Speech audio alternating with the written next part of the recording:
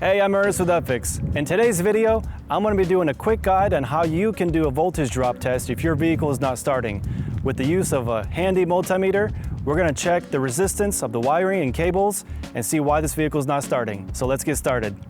Now this will apply to any year, make, or model. If you have a traditional internal combustion engine, if your vehicle is not starting, it could be a faulty ECU, fuses, bad battery, or something mechanically going wrong. But in today's video, we're going to be testing the wiring to make sure that there's no unnecessary current resistance happening on the cables, on the grounding, and that's also probably a big reason why some vehicles are not starting. All right, so what I've done is I've deliberately removed the ECU fuse and left the starter fuse intact so I can basically crank the vehicle and the engine won't start, but the starter is going to be attempting. Keep in mind you don't want the starter to be doing it too many times, cranking over, because you might burn out your starter. But if you do it just briefly for a couple seconds, it should be okay. And on the multimeter, we're going to be using the voltage test mode. So if you have a multimeter like this, you want to go to this option that has a solid line, dotted line, and the V, which is voltage direct current test mode right there. And currently it's on 0.000. So ideally, total sum of resistance on either the positive or negative should be less than 0.500 millivolts. So 0.500 or 500 millivolts. If it's more than that, then you have either corroded wires, broken connector, poor grounding, something going wrong with the wire and cable. Ideally, it should be less than 0.2 millivolts. So we're going to be testing it to see what's going on, and you'll see the change in the values here as I'm trying to crank it. So it doesn't matter which direction you're doing it on. So I have the red lead on the positive side of the battery, and then on the fuse box terminal, I'm using this large connector right here that is connected to the positive side of the harness going to the battery. So we're testing the resistance, and you can check other areas as well where you suspect there might be an issue with wiring or the terminal itself. Look for any signs of corrosion, dirt, grime, debris. On this one, as you've seen, it was showing less than 0.2, which is nominal and ideal. And I'll be cranking it. And right now it's 0.04, but it might add up, and we'll see. All right, so now that we've tested the positive side on the voltage drop test, we'll be doing it on the negative side.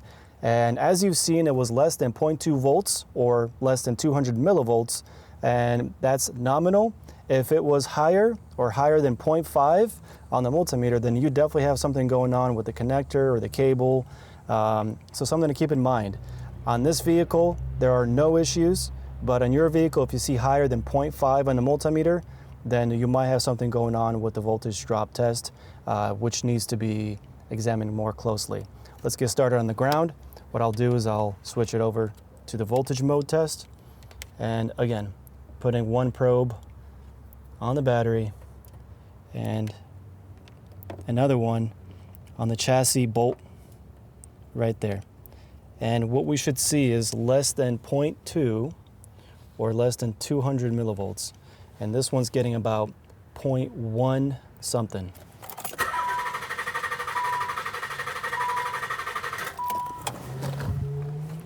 Another aspect to consider when doing the voltage drop test is you're testing from the battery terminals.